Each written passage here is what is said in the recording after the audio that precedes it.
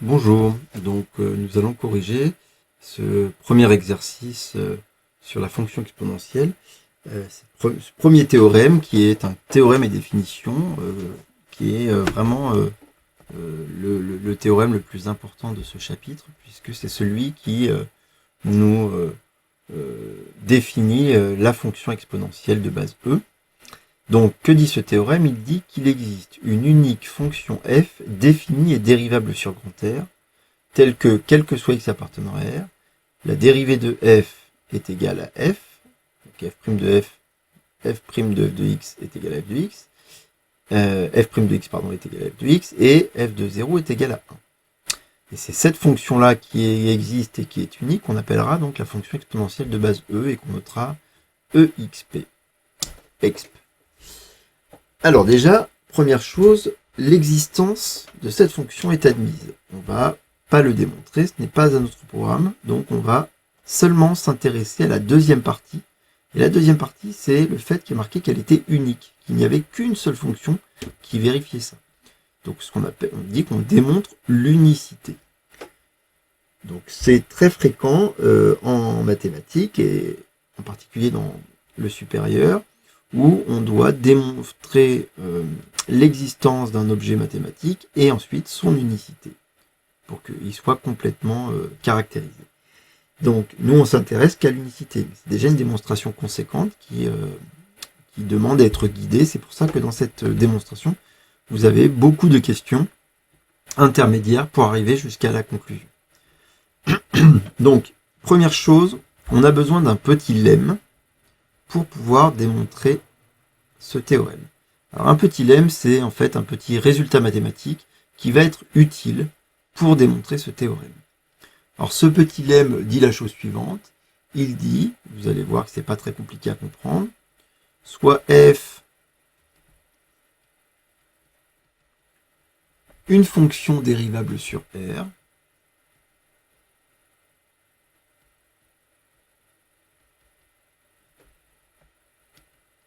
si quel que soit x appartenant à R, f' de x est égal à 0, autrement dit, si la dérivée est toujours nulle sur tout R, alors ça prouvera que f est une fonction constante sur R. On savait déjà que si une fonction était constante, sa dérivée c'était toujours 0. En fait, c'est la réciproque. Si la dérivée vaut toujours 0, alors c'est que ça ne peut être que la fonction constante. Une fonction constante. Alors, on va l'admettre, ce lemme, il est admis, on ne le démontre pas, mais il est assez cohérent parce que si vous vous rappelez que les nombres dérivés correspondent aux coefficients directeurs des tangentes, quand vous savez que tous les nombres dérivés sont égaux à 0, ça veut dire que tous les coefficients directeurs des tangentes sont égaux à 0, autrement dit, les tangentes sont toutes horizontales. Donc pour que les tangentes soient toutes horizontales, en fait, pour une fonction qui soit dérivable, et donc voilà, il ne peut pas y avoir de courbure. Parce que s'il y a une courbure, tout d'un coup, ça voudrait dire qu'on a une tangente qui n'est pas horizontale. Or, tous les nombres dérivés sont égaux à 0. Donc on comprend qu'il n'y a que les fonctions constantes qui ont cette propriété-là. Bien. Mais ce n'est pas une démonstration, c'était juste une petite justification. Alors,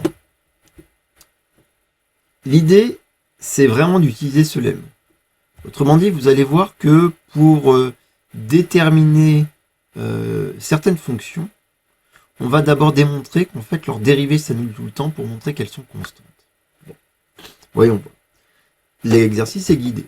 Donc on vous dit, on pose, quel que soit x appartenant à R, une nouvelle fonction qu'on appelle h de x, qui est égale à f de x fois f de moins x, où f vérifie les hypothèses du théorème. Autrement dit, f vérifie que sa dérivée est égale à elle-même, et l'image de 0 est égale à 1. Les deux conditions. D'accord? Bon. Alors, cette première, vous avez vu qu'il y a deux questions dans cette démonstration, parce qu'en fait, la première étape, on en a absolument besoin. Regardez, quand on veut savoir à quoi sert une question où il y a plusieurs petites sous-questions, regardez la dernière. La dernière, c'est l'objectif de la question. Donc, puisque la question petit c, c'est en déduire que la fonction f du théorème ne peut pas s'annuler sur R, c'est ça l'objectif. On voudrait démontrer que ma fonction f qui vérifie ces deux hypothèses ne peut jamais être égale à 0. Donc, pour ça, on va être guidé, et pour ça, on nous a posé une autre fonction. On va voir comment on s'en sort. Donc, première question. Démontrer que quel que soit x appartenant à grand R, h' de x est égal à 0. Autrement dit, que la fonction dérivée est la fonction nulle. Ok, regardons ça. Donc, question 1, petit a. Donc, on a quel que soit x appartenant à grand R, on sait que h de x, c'est égal à f de x multiplié par f de moins x. Cette fonction h, c'est le produit de deux fonctions. La fonction f, on sait qu'elle est dérivable, c'est par hypothèse. Je vous rappelle qu'on sait que f est une fonction dérivable. Très bien. Et puisque f est dérivable, f de moins x va être aussi dérivable. C'est une petite composée de la fonction f dérivable et d'une fonction affine. On sait que c'est encore dérivable sur R, ça. Et donc, comme f de x et f de moins x, en tout cas, ce sont deux fonctions dérivables, on sait que h va être dérivable sur grand R comme produit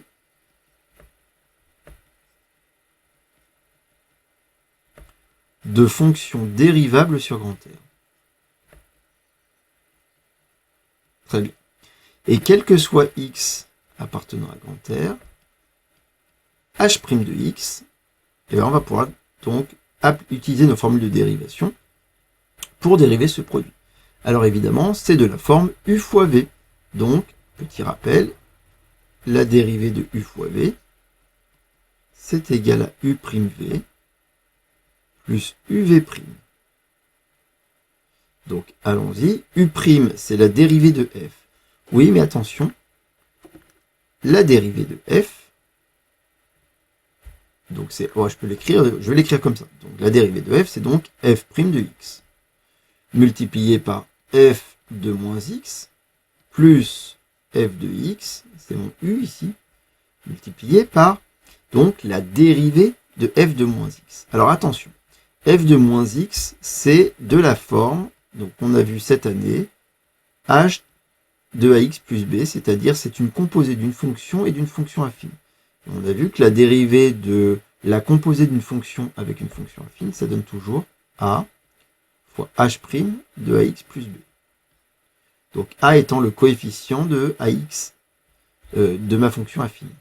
Donc ici, mon petit a, il vaut moins 1, puisque f de moins x, ma fonction affine, c'est moins 1x plus 0. Donc ça donne a, donc moins 1, fois f', ma fonction h, c'est ma fonction f ici, de ax plus b de moins x.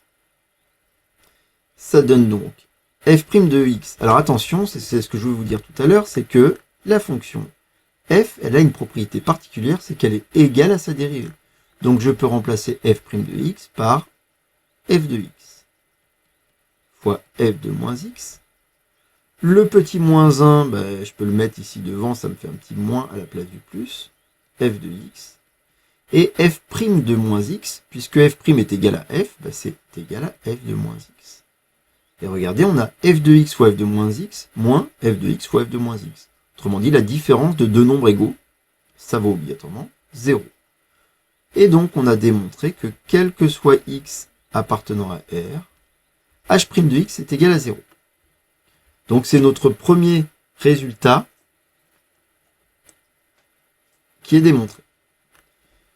On nous dit que peut-on en déduire pour la fonction k.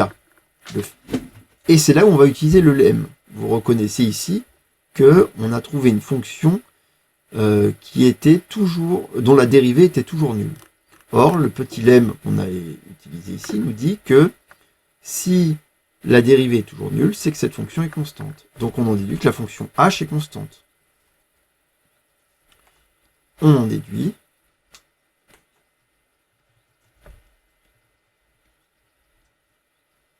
donc que la fonction h est constante sur grand R.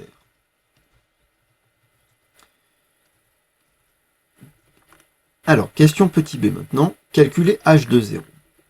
Très bien, calculons h de 0. Donc h de 0, on va utiliser l'expression de h de x. H de 0, c'est égal à f de 0 multiplié par f de moins 0. F de 0, on sait que c'est égal à 1 par hypothèse. Rappelez-vous que f de x vérifie deux hypothèses, dont la deuxième, c'est l'image de 0 est égale à 1. Donc f de 0 est égal à 1, et f de moins 0, c'est la même chose que f de 0, ça vaut aussi 1.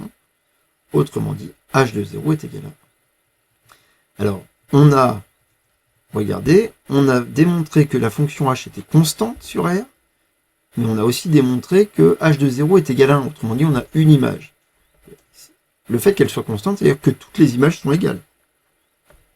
Et donc, puisqu'on a trouvé une image qui valait 1, ça prouve bien que quel que soit x appartenant à R, h de x est bien égal à 1. Voilà la valeur de la constante, si vous voulez. Question petit c. En déduire que pour tout x appartenant à R, c'est là. En déduire que la fonction f du théorème ne peut s'annuler sur R. Alors, en déduire, c'est qu'on réutilise le résultat qu'on vient de démontrer. On vient de prouver que pour tout x, h de x est égal à 1. Ça veut dire que quel que soit x appartenant à R, je peux remplacer h de x par son expression, f de x fois f de moins x doit être égal à 1. Mais regardez, cette égalité-là, on est en train de dire qu'elle est vraie pour n'importe quelle valeur de x. Et ça va nous prouver que f de x ne peut s'annuler, parce que si f de x s'annulait, si f de x était égal à 0, eh bien cette égalité ne pourrait pas être vraie, puisque 0 fois n'importe quel nombre, ça ne peut faire 1. Donc c'est un petit raisonnement par l'absurde. Quand on raisonne par l'absurde, on prouve que si jamais f de x s'annulait, pour une certaine valeur de x, on arriverait à une absurdité, puisqu'on sait que cette égalité est vraie. Et donc, conclusion, c'est que f de x ne peut s'annuler. Alors je vais quand même essayer de le rédiger, parce que c'est intéressant. Donc, supposons qu'il existe un, je vais l'appeler x0, qui appartient à grand R, tel que f de x0 est égal à 0. Ça voudrait dire que la fonction s'annule pour un certain x0. Alors, on aurait f de x0 fois f de moins x0 qui est égal à 1, c'est-à-dire 0 fois f de moins x0 qui est égal à 1, c'est-à-dire 0 égale 1. Cette égalité est fausse, on dit que c'est absurde, puisqu'on ne peut pas aboutir à une égalité fausse. Conclusion, notre hypothèse était fausse. Alors l'hypothèse qu'on avait faite, c'était qu'il existait un nombre tel que la fonction s'annulait pour ce nombre. Et donc, quel que soit x appartenant à R, on vient de démontrer que f de x est toujours différent de 0. Autrement dit, elle ne s'annule pas. Voilà, ici vous avez un petit exemple d'un raisonnement par l'absurde. On a terminé la première question, on s'était dit que c'était l'objectif de cette première question, c'était d'arriver à ce résultat-là, que je vais encadrer, puisqu'il va sûrement nous resservir dans la question 2. Donc regardons maintenant la question 2. On n'oublie pas, parce que c'est une démonstration conséquente à plein d'étapes, on n'oublie pas qu'on cherche à démontrer qu'il existe une seule fonction qui vérifie ces deux hypothèses. Donc là, on va s'intéresser vraiment à l'unicité. Et la méthode classique, quand on cherche à démontrer qu'il n'y a qu'une seule fonction qui vérifie une propriété, c'est qu'on va supposer qu'il y en a deux, et on va montrer qu'obligatoirement, ces deux fonctions sont égales. Autrement dit, qu'il n'y en a qu'une seule. Donc, supposons qu'il existe deux fonctions f et g qui vérifient les hypothèses du théorème. On a ces deux fonctions-là, elles vérifient toutes les deux les hypothèses. L'objectif, regardez à la dernière question, c'est de montrer qu'en fait, elles sont égales, ces deux fonctions. Et ça prouvera l'unicité. Posons pour tout x appartenant à R, on pose encore une nouvelle fonction, cette fois elle s'appelle k de x, et elle vaut le quotient f de x sur g de x. Donc, petit 2. Donc, quel que soit x appartenant à R, on a pris k de x qui est égal à f de x sur g de x. Alors on sait que k de x est défini tout le temps. Pourquoi? Mais parce qu'on sait que la fonction g ne s'annule pas, puisque la fonction g vérifie les hypothèses du théorème, et on a démontré à la question 1 que si une fonction vérifiait les hypothèses du théorème, elle ne pouvait s'annuler. Autrement dit, ma fonction k est bien définie sur R, quel que soit x appartenant à R. Et c'est vraiment pour avoir le droit d'écrire cette fonction en dénominateur qu'on a fait toute la question 1. Donc, maintenant, démontrer que pour tout x appartenant à R, k' de x égale 0. Comme tout à l'heure, on voudrait démontrer qu'en fait cette fonction, la dérivée de cette fonction k est toujours nulle. Donc, k c'est un quotient de deux fonctions dont le dénominateur ne s'annule pas, et qui sont toutes les deux dérivables, et donc évidemment, k va être encore dérivable sur grand R comme quotient de deux fonctions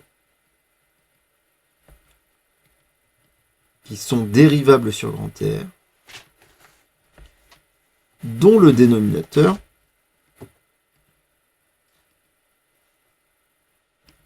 ne s'annule pas sur R.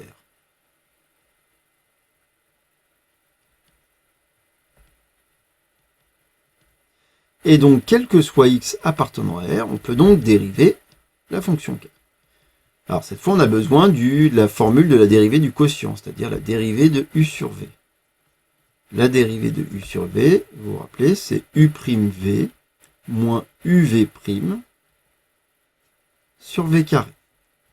Donc, allons-y, c'est donc f' de x fois g de x moins f de x fois g' de x, le tout sur g de x au carré. Mais puisque f et g vérifient les hypothèses du théorème, f' de x est égal à f de x. Autrement dit, je peux remplacer f' par f, ça me donne f de x fois g de x. Et je peux remplacer g de x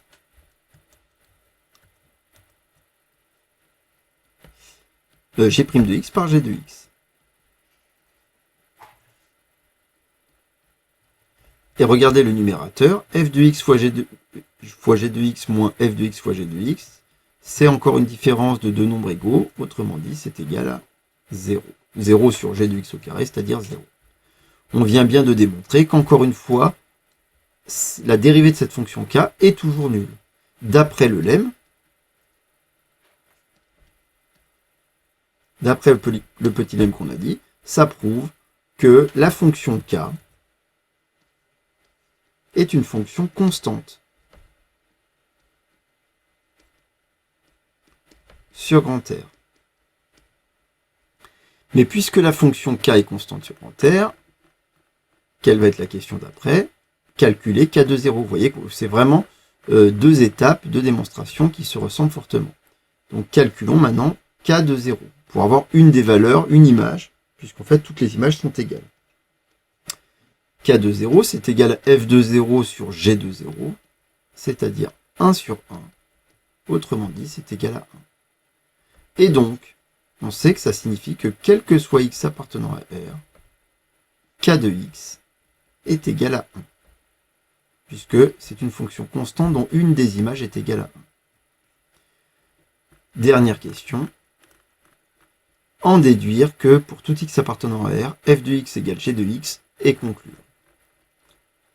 Donc, on a démontré que quel que soit x appartenant à R, k de x est égal à 1. Et donc, ça signifie que pour tout x appartenant à R, f de x sur g de x est égal à 1. Et donc, en multipliant par g de x de chaque côté,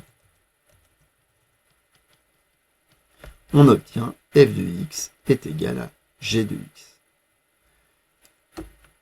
La conclusion est très simple. On a choisi deux fonctions qui vérifiaient les hypothèses du théorème et on a prouvé qu'en fait elles étaient nécessairement égales, obligatoirement égales. Et bien ça prouve l'unicité. ce qui prouve l'unicité. L'unicité, c'est le fait d'être unique, hein. L'unicité de la fonction f. De la fonction f du théorème. Et c'est pour ça que cette fonction, le fait qu'elle soit unique, eh ben, on va lui donner un nom et on va l'appeler la fonction exponentielle de base E. Voilà, cette démonstration est fondamentale dans ce chapitre, donc c'est important d'y passer un peu de temps pour la comprendre et surtout, elle met en jeu des démonstrations, des raisonnements très importants pour l'année de terminale. Des types de démonstrations, des types de raisonnements que je vous invite vraiment à retravailler et à comprendre. Voilà. Au revoir.